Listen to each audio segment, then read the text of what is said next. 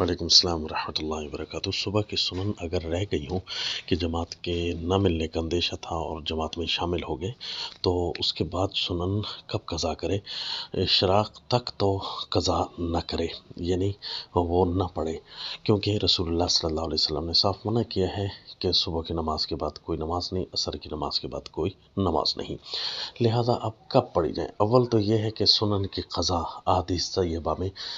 ایسے نہیں ملتی کہ صرف سنن رہ گئی ہوں۔ البتہ ایک حدیث پاک سے اشارہ یوں ملتا ہے کہ رسول اللہ صلی اللہ علیہ وسلم کے سفر جہاد میں ایک دفعہ آنکھ لگ گئی رات کے آخری پیر پڑاؤ کرنے کی وجہ سے، تو اللہ تعالیٰ نے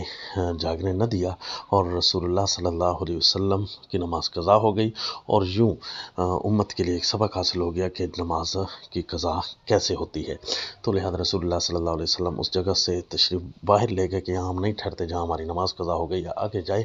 وہیں جا کر تھوڑا سورج بلند ہوا تو اللہ کے نبی صلی اللہ علیہ وسلم نے فرض نماز کا بھی اعادہ کیا، اور فرض نماز بھی پڑھی اور سنن بھی ساتھ پڑھی۔ اس سے یہ اشارہ ملتا ہے کہ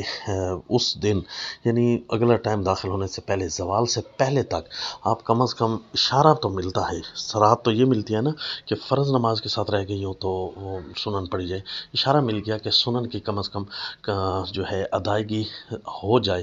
دو نفل کے طور پر ادا ہو جائے اس دن